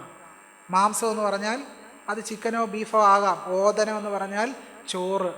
അപ്പം മാംസോദനം എന്ന് പറഞ്ഞാൽ എന്താണ്? മാംസോദനം എന്ന് പറഞ്ഞാൽ അത് ചിക്കൻ ബിരിയാണിയോ ബീഫ് ബിരിയാണിയോ ആകാം. അപ്പം സീത ഗംഗാദേവിക്ക് നേർന്നത് എന്താണ്? ചിക്കൻ ബിരിയാണിയോ ബീഫ് ബിരിയാണിയോ ആണ് എന്ന് വാൽമീകി രാമായണം വളരെ കൃത്യമായിട്ട് പറഞ്ഞു വെക്കുന്നു. അപ്പം ഞാൻ പറഞ്ഞു വന്നത്, ഹിംസാത്മകമായൊരു വെജിറ്റേറിയനിസം ആവിഷ്കരിച്ചുകൊണ്ട് മനുഷ്യരെ അടിച്ചമർത്തുന്നതിന് വ്യവസ്ഥാക്രമമായി സനാതനം നിലനിൽക്കുക. പക്ഷേ ആ സനാതനത്തിൻ്റെ ഗ്രന്ഥപാഠങ്ങളിൽ തന്നെ ഈ ബ്രാഹ്മണ പൗരോഹിത്യം തിന്നുകൂട്ടിയ മത്സ്യമാംസ്യാദികളുടെ കണക്ക് പരിശോധിച്ചാൽ ആളുകൾ ഞെട്ടിത്തെറിച്ചു പോകും. ദശരഥൻ നടത്തുന്ന അശ്വമേധയാഗത്തിലെ പ്രധാനപ്പെട്ട മാംസം എന്ന് പറയുന്നത് കുതിരയുടെ മാംസമാണ്. കുതിരയുടെ മാംസം അങ്ങനെ വെട്ടിത്തിളയ്ക്കുമ്പോൾ ദശരഥൻ പറയുന്നുണ്ട്, ഓ എത്ര മനോഹരമായ രീതിയിലാണ് കുതിരയുടെ മാംസം തിളയ്ക്കുന്ന മണം വരുന്നത് എന്ന് ദശരഥൻ പറയുന്ന രംഗം വാൽമീകി ആവിഷ്കരിക്കുന്നുണ്ട്. അർത്ഥശാസ്ത്രത്തിൽ പറയും, യേശത്രൈ ധർമ്മശ്ചതുർണാം വർണ്ണാനാമാശ്രമാണാം ച സ്വധർമ്മസ്ഥാപനാദൗപകാരികഃ. ത്രയിൽ ഉപദേശിക്കുന്ന ഈ ധർമ്മം നാല് വർണ്ണങ്ങൾക്കും നാലാശ്രമങ്ങൾക്കും സ്വധർമ്മസ്ഥാപനം ചെയ്യുന്നതിനാൽ ഉപകരിക്കുന്നു. അർത്ഥശാസ്ത്രം മതേതര ഗ്രന്ഥമാണെന്ന് ചിലർ തെറ്റിദ്ധരിച്ചിട്ടുണ്ട് കേട്ടോ. പക്ഷേ ചാതുർവർണ്ണയത്തിൻ്റെ അടിസ്ഥാനത്തിലുള്ള വ്യവസ്ഥാക്രമത്തെയാണ് അർത്ഥശാസ്ത്രം ധർമ്മം എന്നതുകൊണ്ട് ഉദ്ദേശിക്കുന്നത്. ഈ ധർമ്മം അനുസരിച്ച് ഓരോരുത്തർക്കും ജോലി നിശ്ചയിച്ചിട്ടുണ്ട്. സ്വധർമ്മോ ബ്രാഹ്മണസ്യ അധ്യയനം അധ്യാപനം യജനം യാചനം ദാനം പ്രതിഗ്രഹശ്ചേതി. ഈ ധർമ്മം അനുസരിച്ച് പഠിക്കലും പഠിപ്പിക്കലും യാഗമൊക്കെ ആരുടെ ജോലിയാണ്? ബ്രാഹ്മണൻ്റെ ജോലിയാണ്. ഇപ്പോഴും അവർ തന്നെയല്ലേ അത് ചെയ്യുന്നത്? മാനവവിഭവശേഷി മന്ത്രാലയത്തിൻ്റെ IIT-കളിലെ അധ്യാപക തസ്തികകളിലെല്ലാം ആര് തന്നെ? ബ്രാഹ്മണർ തന്നെ. ഇന്ത്യൻ സർവകലാശാലകളുടെ വൈസ് ചാൻസലർമാർ ഭൂരിഭാഗവും സവർണരും ബ്രാഹ്മണരും തന്നെ. PMOയുടെ ഓഫീസിലും അവർ തന്നെ. ഇന്ത്യൻ മന്ത്രാലയങ്ങളെ കണക്കെടുത്താലും അവർ തന്നെ. കേരളത്തിലെ ദേവസ്വം ബോർഡിൻ്റെ കോളേജ് കണക്കെടുത്താലും തഥ അവസ്ഥ തന്നെ. അപ്പം അതാ ഞാൻ പറഞ്ഞത്, സനാതനധർമ്മം കഴിഞ്ഞുപോയ ഭൂതകാലമല്ല, സഞ്ചരിച്ചു കൊണ്ടിരിക്കുന്ന വർത്തമാനകാലം കൂടിയാണ് എന്നുള്ളതാണ്. ഇതിനകത്ത് ശൂദ്രന്റെ ജോലി എന്താണ്? ശൂദ്രസ്യ ദ്വിജാതി ശുശ്രൂഷ വാർത്താകാരു കുശീലവ കർമ്മജ. ശൂദ്രന്റെ ജോലി ദ്വിജാതി ശുശ്രൂഷ, ബ്രാഹ്മണ ക്ഷത്രിയ വൈശ്യാദികളെ ജീവിതകാലം മുഴുവൻ ശുശ്രൂഷിക്കുക. അതാണ് ശൂദ്രന്റെ ജോലി. ശൂദ്രന് താഴോട്ടുള്ളവരുടെ കാര്യം തദൈവ പറയുകയും വേണ്ട. അതുകൊണ്ടാണ് ഞാൻ ആദ്യം സൂചിപ്പിച്ചത്, നമുക്ക് പുതിയ കെട്ടിടങ്ങൾ വന്നു, പക്ഷേ ആ കെട്ടിടങ്ങളിൽ ഈ ധർമ്മശാസ്ത്രങ്ങൾ പുറന്തള്ളിയവർ തന്നെയാണ് ഈ പുതുക്കിയ കെട്ടിടങ്ങളിൽ ലാസ്റ്റ് ഗ്രേഡ് സർവൻസ് ആയിട്ടും ബാത്റൂം കഴുകുന്നവരായിട്ടും മാൻഹോളുകളിൽ കുടുങ്ങി ചത്തുപോകുന്നവരും ആര് തന്നെ? സനാതനധർമ്മം പുറന്തള്ളിയവരെ തന്നെ ആധുനിക ഇന്ത്യയുടെ ദേശരാഷ്ട്രവും പുറന്തള്ളുന്നു. എന്ന് പറഞ്ഞാൽ സനാതനധർമ്മം അവസാനിച്ചിട്ടില്ല. സനാതനധർമ്മം നമ്മളെ ഇപ്പോഴും പിടിമുറുക്കിയിരിക്കുന്നു. അന്തസ്സായിട്ട് ഷർട്ട് ധരിച്ച് ക്ഷേത്രത്തിൽ പോകാൻ കഴിയുന്നില്ല. 2025 ക്ഷേത്രത്തിൽ ഷർട്ട് ധരിച്ചു പോകുന്നതിന് സമരം ചെയ്യുന്ന ലജ്ജയില്ലാത്ത മലയാളികളാണ് നമ്മൾ. സനാതനം നമ്മളെ വിട്ടിട്ടില്ല, നമ്മളെ പിടിമുറുക്കിയിരിക്കുന്നു അതിശക്തമായി. ദാർശനികമായി നമ്മളെ വിഴുങ്ങിയിരിക്കുന്ന ഒന്നുകൂടിയാണ് സനാതനം എന്ന് പറയുന്ന അവസ്ഥ. അതും കൂടി പറഞ്ഞ് ഞാൻ അവസാനിപ്പിക്കാം. ശങ്കരൻ്റെ ഫിലോസഫിയാണ് ലോകത്തിലെ ഏറ്റവും വലിയ ഫിലോസഫി എന്നാണ് പറയുന്നത്. പക്ഷേ ഈ ശങ്കരാചാര്യർ തൻ്റെ ഗീതാഭാഷ്യങ്ങളിലൂടെ, ബ്രഹ്മസൂത്ര ഭാഷ്യങ്ങളിലൂടെ, ഉപനിഷത് ഭാഷ്യങ്ങളിലൂടെ ചെയ്തതെന്താണ്? ഈ ചാതുർവർണ്ണ്യത്തെ അദ്വൈത ഭാഷ്യമായി അവതരിപ്പിക്കുകയാണ് അദ്ദേഹം ചെയ്തത്. ശങ്കരൻ ഗീതാഭാഷ്യത്തിൻ്റെ ആമുഖത്തിൽ എഴുതും, സധർമ്മോ ബ്രാഹ്മണാദ്യർ വർണ്ണഭിരാശ്രമിഭിശ്ച ശ്രൈവർത്തിഭിഹി അനുഷ്ഠീയമാനോ ദീർഘേണ കാലേന. ധർമ്മം എന്ന് പറഞ്ഞാൽ ബ്രാഹ്മണാദി വർണ്ണധർമ്മമാണ് എന്ന് ശങ്കരൻ പറയാം. അദ്ദേഹം തുടരുന്നു, ബ്രാഹ്മണത്വസ്യ രക്ഷണേ രക്ഷിതഃ സ്യാദ് വൈദികോ ധർമ്മഃ തദധീനത്വാദ് വർണ്ണാശ്രമഭേദാനാം. ഭഗവാൻ വാസുദേവൻ അവതരിക്കും എന്തിനു വേണ്ടി? വർണ്ണാശ്രമധർമ്മത്തെ സംരക്ഷിക്കുവാനും നിലനിർത്തുവാനും വേണ്ടി കലിയുഗത്തിൽ കൃഷ്ണൻ അവതരിക്കുമെന്നാണ് ആര് പറഞ്ഞു വെക്കുന്നത്? സാക്ഷാൽ ശങ്കരാചാര്യർ പറഞ്ഞു വെക്കുന്നത്. ശൂദ്രാണാം അസമാസകരണം ഏകജാതിത്വേ സതി വേദ അനധികാരാത് എന്നാണ് ശങ്കരൻ ഗീതാഭാഷ്യം ബ്രാഹ്മണ ക്ഷത്രിയ വിഷാം എന്ന് തുടങ്ങുന്ന ഗീതാശ്ലോകം വ്യാഖ്യാനിച്ചുകൊണ്ട് ശങ്കരൻ പറയുന്നത്, ശൂദ്രൻ ഏകജാതിയായതിനാൽ അയാൾക്ക് വേദം പഠിക്കാൻ അധികാരമില്ല എന്നാണ്. അദ്ദേഹത്തിൻ്റെ ഭാഷ്യത്തിൻ്റെ പേരെന്താണ്? അദ്വൈത ഭാഷ്യം. പക്ഷേ കാണുന്നത് മുഴുവൻ എന്താണ്? തനി ജാതീയതയും തനി വർഗീയതയുമാണ് അദ്ദേഹം വെച്ചു പുലർത്തുന്നത്. സ്ത്രീകളെ എങ്ങനെയാണ് ശങ്കരൻ കാണുന്നത്? അദ്ദേഹം മാംഹി പാർത്ഥ വ്യപാശ്രിത്യ എന്ന് തുടങ്ങുന്ന ശ്ലോകം ഗീത 9:32 വ്യാഖ്യാനിച്ചുകൊണ്ട് ശങ്കരൻ എഴുതുന്നു, പാപയോനേഹ പാപജന്മാനഃ ആഹ കേതേ ഇതിയാഹ സ്ത്രീയഃ വൈശ്യാഹ തദാശൂദ്രാഹ ദേവി യാന്തി യച്ഛന്തി പരാം പ്രകൃഷ്ടാം ഗതി. സ്ത്രീകളും വൈശ്യരും ശൂദ്രരും പാപയോനികളാണ് എന്നുള്ളതാണ് ശങ്കരാചാര്യർ പറഞ്ഞു വെക്കുന്നത്. അപ്പം ഇങ്ങനെ നോക്കിയാൽ നമ്മുടെ ഗ്രന്ഥപാഠങ്ങളിൽ വളരെ ശക്തമായ രീതിയിൽ നിലനിൽക്കുന്നത് ഈ ജാതിവെറിയാണ് എന്നുള്ളതും ആ ജാതിയുടെ ഹിംസാത്മക ക്രമം വർത്തമാനകാലത്ത് തുടരുകയും ചെയ്യുന്നു എന്നുള്ളതാണ്. അതിൻ്റെ ഏതാനും ചില ഉദാഹരണങ്ങളാണ് ഞാൻ സൂചിപ്പിച്ചത്. ഒന്ന്, ഫ്യൂഡൽ നാടുവാഴി സംസ്കാരം ഇപ്പോഴും നമ്മുടെ സമൂഹത്തിൽ ആചാര വ്യവഹാരങ്ങളായി നമ്മുടെ സമൂഹത്തിൽ ഇപ്പോഴും നിലനിൽക്കുന്നു. അതുകൊണ്ടാണ് പൊങ്കാലവേദികളിൽ രാജാവാണെന്നും പറഞ്ഞ് ചില ആളുകൾ ഇപ്പോഴും വരുന്നത്. അവർ ആധുനിക കാലത്തെ പൗരരല്ല, കഴിഞ്ഞുപോയ ഭൂതകാലത്തെ രാജാധികാരത്തെ ഇപ്പോഴും നമ്മുടെ മുമ്പിൽ അവതരിപ്പിക്കുകയാണ്. ഇങ്ങനെ എത്രയോ ആചാരങ്ങൾ നമ്മുടെ സമൂഹത്തിൽ വീണ്ടും വീണ്ടും ശക്തമായി മടങ്ങി വന്നുകൊണ്ടിരിക്കുന്നു. എത്രയോ ആചാരങ്ങൾ ഇപ്പോഴും ബ്രാഹ്മണ ശാപം എന്ന് പറയുന്ന അമ്മമ്മ കഥയിൽ വിശ്വസിക്കുന്ന എത്രയോ ആളുകളുണ്ട്. ബ്രാഹ്മണൻ ശപിച്ചാൽ എല്ലാം തകർന്ന് തരിപ്പണമായി എന്ന് വിശ്വസിക്കുന്ന ആളുകൾ നമ്മുടെ സമൂഹത്തിൽ ഇപ്പോഴും ജീവിച്ചിരിക്കുന്നു. എന്തിനധികം പറയുന്നു, നമ്മൾ കേരളത്തിൽ വളരെ പ്രസിദ്ധമായിട്ടുള്ളൊരു കാര്യമാണല്ലോ ഈ കർക്കിടക മാസം. ആ കർക്കിടക മാസത്തെ എന്താക്കി മാറ്റി? രാമായണ മാസമാക്കി മാറ്റി. എന്നിട്ട് എന്താണ് ഇരുന്ന് വായിക്കുന്നത്? അതാണല്ലോ രസകരമായ കാര്യം. അത് തുറന്നു വെച്ച് വായിക്കുന്നത് മുഴുവൻ ഈ സനാതന ധർമ്മമാണ്. എന്താണ്? കാരണഭൂതന്മാരാം ബ്രാഹ്മണരുടെ ചരണാരുണാംബുജലീനപാം സുസഞ്ചയം എൻ ചേതോ ദർപ്പണത്തിൻ്റെ മാലിന്യം അത് തീർത്ത് ചേതസീ തെളിഞ്ഞിടുവാൻ വണങ്ങുന്നേ. സന്ധ്യയ്ക്ക് 5 തിരിയിട്ട് വിളക്ക് കൊളുത്തിച്ച് പ്രാർത്ഥിക്കുകയാണ്, ബ്രാഹ്മണരുടെ കാലിലെ പൊടി എൻ്റെ ഹൃദയം ശുദ്ധീകരിക്കണേ.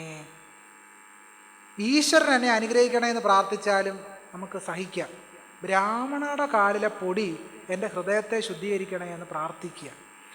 ഇന്നലെ വർക്കലയിൽ ഒരു മീറ്റിങ്ങിൽ ഇതേ ശ്ലോകം ഉദ്ധരിച്ചപ്പോൾ ഒരു സഖാവ് എന്നോട് ചോദിച്ചത്, ഡോക്ടർ ശ്യാംകുമാർ ഇപ്പോഴും ബ്രാഹ്മണരെ കുറ്റം പറയണോ? അവർ പാവങ്ങളല്ലേ, നമ്മൾ ഇനി അവരെ കുറ്റം പറയണോ? ഞാനൊരു ചെറിയ ചോദ്യം മാത്രമേ ചോദിച്ചുള്ളൂ. 2024 ഹൈക്കോടതി മുമ്പിൽ ഒരു റിട്ട് പെറ്റീഷൻ വന്നിട്ടുണ്ട്. വിഷ്ണുനാരായണൻ എന്ന് പറയുന്ന ഒരു ഈഴവ സമുദായത്തിൽപ്പെട്ടൊരു ശാന്തിക്കാരൻ, എനിക്കും ശബരിമല മേൽശാന്തി തസ്തികയിൽ അപേക്ഷ അയക്കണം, ഇൻ്റർവ്യൂവിൽ പങ്കെടുക്കണം എന്ന് പറഞ്ഞ് അദ്ദേഹം ഹൈക്കോടതിയിലേക്ക് കേസിന് പോയി. ആ കേസിനെതിരായി കോടതിയിലേക്ക് വന്നത് ആരാണ്?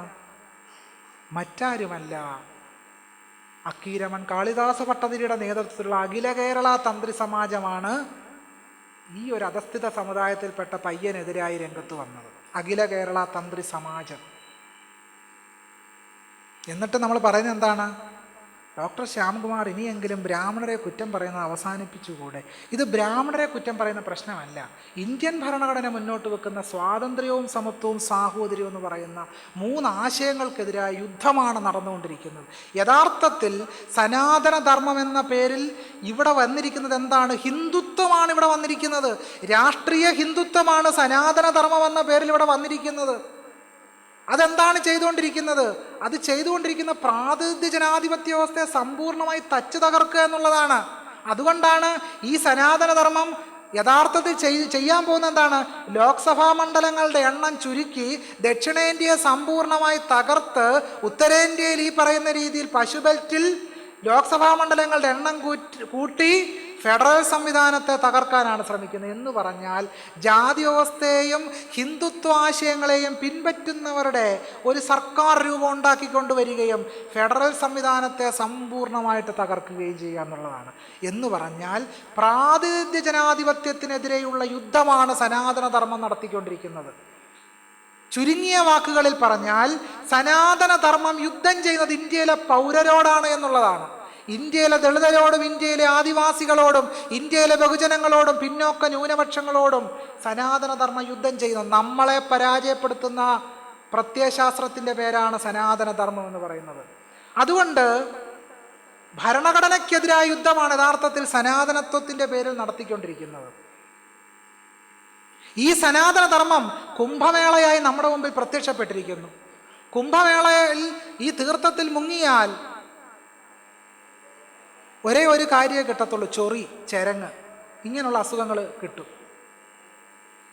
ഡോക്ടർ BR അംബേദ്കർ ഉന്നയിക്കുന്നൊരു ചോദ്യം വളരെ പ്രസക്തമാണ്. അംബേദ്കർ പറഞ്ഞു, നിങ്ങൾ തുളസിമാല ധരിച്ചത് കൊണ്ട് നിങ്ങളുടെ ദാരിദ്ര്യം മാറുമോ? നിങ്ങൾ രാമനാമം ജപിച്ചതുകൊണ്ട് നിങ്ങൾക്ക് കടം തന്നവർ നിങ്ങളെ ആ കടത്തിൽ നിന്ന് രക്ഷപ്പെടുത്തുമോ? ഇല്ല. എന്ന് പറഞ്ഞാൽ ഇന്ത്യയിലെ അസമത്വത്തെ പരിഹരിക്കാൻ ഹിന്ദുത്വ ഭരണകൂടം ഉദ്ദേശിക്കുന്നില്ല. മറിച്ച് എന്താണ്? ഇത്തരം അമ്മുമ്മ കഥകളിലൂടെ, കുംഭമേളകളിലൂടെ, രാമകഥകളിലൂടെ, കൃഷ്ണകഥകളിലൂടെ, സീതയുടെ കഥകളിലൂടെ, പലതരം അമ്മുമ്മ കഥകളിലൂടെ നമ്മുടെ സമൂഹത്തെ തെറ്റിദ്ധരിപ്പിച്ചിരിക്കുന്ന ഒരു മായക്കാഴ്ച ഇവിടെ അവതരിപ്പിക്കപ്പെടുകയാണ്. അങ്ങനെയാണ് പാർലമെൻറ്റിൽ വീണ്ടും രാമായണ സീരിയൽ കാണിക്കാൻ ശ്രമിക്കുന്നത്. ഇപ്പോൾ രാജ്യത്ത് തൊഴിലില്ലായ്മ അതിരൂക്ഷം, മനുഷ്യാവകാശ ലംഘനങ്ങൾ അതിൻ്റെ അതിഭീകരമായ അവസ്ഥയിൽ നിലനിൽക്കുന്നു. കോടതികളിലൂടെ ഹിന്ദുത്വം, ഈ സനാതനധർമ്മം കോടതിയിലൂടെ പുറത്തോട്ടിറങ്ങി വരിക. കോടതികളിൽ പോലും രക്ഷയില്ലാത്ത അവസ്ഥയാണ്. കോടതികളിൽ ഇരിക്കുന്ന നീതിന്യായ വ്യവസ്ഥ തന്നെ സമ്പൂർണ്ണമായി പ്രാന്ത ജനാധിപത്യത്തെ അട്ടിമറിച്ചുകൊണ്ടാണ് സുപ്രീം കോടതി പോലും നിലനിൽക്കുന്നത്. സുപ്രീം കോടതിയിൽ വിധി പറയാതിരിക്കുന്ന ജഡ്ജിമാരിൽ 33 പേര് ബ്രാഹ്മണരാണ്. ചീഫ് ജസ്റ്റിസ് DY ചന്ദ്രചൂഡിനോട് BBC-യുടെ ഇൻ്റർവ്യൂർ ചോദിച്ചു, എന്തുകൊണ്ടാണ് സ്ത്രീകൾക്കും ബഹുജനങ്ങൾക്കും പിന്നോക്കക്കാർക്കും ദളിതർക്കും ആനുപാതികമായ പ്രാതിനിധ്യം ഇല്ലാത്തത് സുപ്രീം കോടതിയിൽ എന്ന ചോദ്യത്തിന് DY ചന്ദ്രചൂഡിന് കൃത്യമായ മറുപടി ഉണ്ടായിരുന്നില്ല. ഇപ്പോഴുമില്ല സുപ്രീം കോടതിയിൽ. അതുകൊണ്ടാണ് അലഹബാദ് ഹൈക്കോടതിയിൽ നീതി തേടിത്തന്ന ഒരു യുവതിയോട്, തേടിച്ചെന്ന ഒരു യുവതി, ബലാത്സംഗത്തിനിരയായ ഒരു യുവതി അലഹബാദ് ഹൈക്കോടതിയിൽ ചെന്നപ്പോൾ അവരുടെ ജാതകം പരിശോധിക്കാൻ സർവകലാശാലയെ കഴിച്ചു കൊടുത്തൊരു കോടതിയാണ്. കാരണം അവരുടെ ജാതകത്തിൽ 7 ചൊവ്വയുണ്ട്, അതുകൊണ്ടാണ് ബലാത്സംഗത്തിനിരയായത് എന്ന് കോടതി പറയുന്ന നിലയിലേക്ക് കാര്യങ്ങൾ എത്തി നിൽക്കുകയാണ്. മറ്റൊരു ജഡ്ജി പറയുന്നത് എന്താണ്? അയോധ്യ വിധിയിൽ എന്നെ നയിച്ചത് ഒരു ദൈവമാണ് എന്ന് ഒരു ചീഫ് ജസ്റ്റിസ് പറയുന്ന നിലയിലേക്ക് കാര്യങ്ങൾ എത്തി നിൽക്കുന്നു. ഹിന്ദു മാരേജ് ആക്ട് അല്ലെങ്കിൽ ഹിന്ദുക്കളുടെ വിവാഹം പരിഗണിക്കപ്പെടണമെങ്കിൽ സപ്തപതി എന്ന രീതിയിൽ ഹോമകുണ്ടത്തിന് ചുറ്റും 7 വട്ടം നടന്നാൽ മാത്രമേ ഹിന്ദു മാര്യേജായിട്ട് ഹിന്ദു വിവാഹമായി കണക്കാക്കൂ എന്ന് പറയുന്നത് കോടതിയാണ്.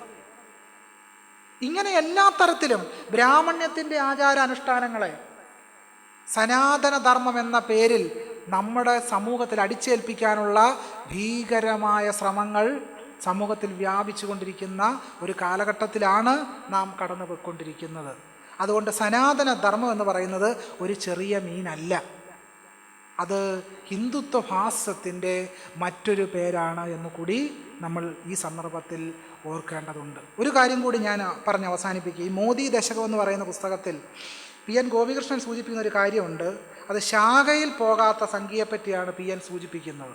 ശാഖയിൽ പോകാത്ത സംഖ്യ അദ്ദേഹം പറയുന്നത്, ശാഖയിൽ പോകുന്ന സംഖ്യയെ നമുക്ക് എങ്ങനെയെങ്കിലും നേരിടാം, പക്ഷേ ശാഖയിൽ പോകാത്ത സംഖ്യകളെ നമ്മൾ എങ്ങനെ നേരിടും? അതിനൊരു ഉത്തരം വേണ്ടേ? യഥാർത്ഥത്തിൽ ഇന്ത്യയിൽ, കേരളത്തിൽ ഇങ്ങനെ ശാഖയിൽ പോകാത്ത സംഘരാഷ്ട്രീയക്കാരുടെ എണ്ണം വളരെയധികം വർദ്ധിച്ചുകൊണ്ടിരിക്കുകയാണ്. അവരെല്ലാം തന്നെ സനാതനികളാണ് എന്നുള്ളതാണ് ഏറ്റവും ഭീതിതമായ പ്രശ്നമെന്ന് പറയുന്നത്. ചുരുക്കത്തിൽ സനാതനധർമ്മം എന്ന് പറയുന്നത് ഫ്യൂഡൽ നാടുവാഴിത്തത്തിൻ്റെയും അതുപോലെ തന്നെ ഹിന്ദുത്വ കോർപ്പറേറ്റ് ശക്തികളെ താലോലിച്ച് നിലനിർത്തുന്ന, പുൽകുന്ന, സ്ത്രീകളുടെ സ്വാതന്ത്ര്യത്തെ തടയുന്ന, ഇന്ത്യയിലെ ഉന്നത വിദ്യാഭ്യാസ മേഖലയിൽ തൊഴിൽ സ്ഥാനങ്ങളിൽ നിന്ന് ഇന്ത്യയിലെ ദളിതരെയും ബഹുജനങ്ങളെയും ആദിവാസികളെയും പുറന്തള്ളുന്ന, പൊതുമേഖലയെ തകർക്കുന്ന, നമ്മുടെ സാമൂഹ്യ സംഘാടനത്തിനെ ഇല്ലാതാക്കുന്ന, നമ്മുടെ സമൂഹത്തിൽ വെറുപ്പും വിദ്വേഷവും വ്യാപിപ്പിച്ചു കൊണ്ടിരിക്കുന്ന ഒരു വ്യവസ്ഥാക്രമത്തിൻ്റെ പേരാണ് സനാതനധർമ്മം എന്ന് പറയുന്നത്. അതുകൊണ്ട് മനുസ്മൃതിയും ആധുനികകാല ഭരണകൂടത്തിൻ്റെ പ്രവർത്തികൾ നമ്മൾ തട്ടിച്ചു നോക്കുമ്പോൾ മനുസ്മൃതി തന്നെയാണ് ഇവർ നടപ്പിലാക്കാൻ ശ്രമിക്കുന്നത്. അതുകൊണ്ടാണ് ഫെഡറൽ സംവിധാനത്തെ സമ്പൂർണ്ണമായി തകർക്കുന്നത്. അതുകൊണ്ടാണ് സംസ്കൃതത്തെയും ഹിന്ദിയെയും അടിച്ചേൽപ്പിച്ച് പ്രാദേശിക ഭാഷകളെ തകർക്കാൻ ശ്രമിക്കുന്നത്. കാരണം ധർമ്മശാസ്ത്രങ്ങളിൽ ഈ സംസ്കൃതത്തിനാണ് പ്രാധാന്യം. എന്തുകൊണ്ടാണ് സംസ്കൃതത്തിൻ്റെ പ്രാധാന്യം ഇത്രമേൽ ഊന്നി ഉയർത്താൻ ശ്രമിക്കുന്നത്? കാരണം ചാതുർവർണ്ണ്യത്തെ പരിപാലിക്കുന്ന ഒന്നായിട്ട് സംസ്കൃതത്തിലെ കഥകൾ നിലനിൽക്കുന്നു എന്നുള്ളതാണ്. അതുകൊണ്ടാണ് സംസ്കൃതം ഇത്രയധികം പ്രാധാന്യം കൊടുക്കുന്നത്, പ്രാദേശിക ഭാഷകൾക്ക് പ്രാധാന്യം കൊടുക്കാത്തത്. ചുരുക്കത്തിൽ ഫെഡറൽ സംവിധാനത്തെ തകർത്തുകൊണ്ട് പ്രാദേശിക തകർക്കുന്ന, സ്ത്രീകളുടെ സ്വാതന്ത്ര്യത്തെ തടക്കുന്ന, ഉന്നത വിദ്യാഭ്യാസ മേഖലയെ തകർക്കുന്ന, അതുപോലെ തന്നെ തൊഴിലില്ലായ്മ അതിരൂക്ഷമാക്കുന്ന, കോർപ്പറേറ്റ് വ്യവസ്ഥാക്രമത്തെ പിന്താങ്ങുന്ന ഒന്നാണ് സനാതനധർമ്മം എന്ന് നമ്മൾ തിരിച്ചറിയേണ്ടതുണ്ട്. അതുകൊണ്ട് ഞാൻ ആദ്യം പറഞ്ഞ വാചകത്തിലേക്ക് തിരിച്ചു പോകുന്നു. സനാതനധർമ്മം എന്ന് പറയുന്നത് കഴിഞ്ഞുപോയ ഭൂതകാലമല്ല, സഞ്ചരിച്ചു കൊണ്ടിരിക്കുന്ന തുടരുന്ന വർത്തമാനകാലം കൂടിയാണ്. അതിനെതിരെ ശക്തമായ പോരാട്ടം നമുക്ക് വേണ്ടിവരും. അതിന് ഭരണഘടനാ ധാർമ്മികതയെ നമുക്കത് ആത്മഭാവമായി, ഹൃദയഭാവമായി സ്വീകരിച്ചുകൊണ്ട് യോജിക്കാവുന്ന ഇടങ്ങളിലെല്ലാം തന്നെ യോജിച്ച് നിന്നുകൊണ്ട് ഹിന്ദുത്വഭാസത്തിനെതിരായുള്ള പോരാട്ടത്തെ ശക്തിപ്പെടുത്തുക എന്നുള്ളതാണ് ഈ കാലഘട്ടത്തിൽ ഏറ്റവും അനിവാര്യമായിരിക്കുന്നത് എന്ന് പ്രത്യേകം അനുസ്മരിച്ചുകൊണ്ടും KM തോമസ് മാസ്റ്ററെ ആ നിലയ്ക്ക് അദ്ദേഹത്തിൻ്റെ അനുസ്മരണം, സനാതനധർമ്മത്തിനെതിരായ പോരാട്ടമായ അദ്ദേഹത്തിന് അനുസ്മരണം മാറിത്തീരട്ടെ എന്ന് പ്രത്യാശിച്ചുകൊണ്ടും എല്ലാവർക്കും ഹൃദയ നിറഞ്ഞ സ്നേഹാഭിവാദ്യങ്ങൾ. നന്ദി, നമസ്കാരം.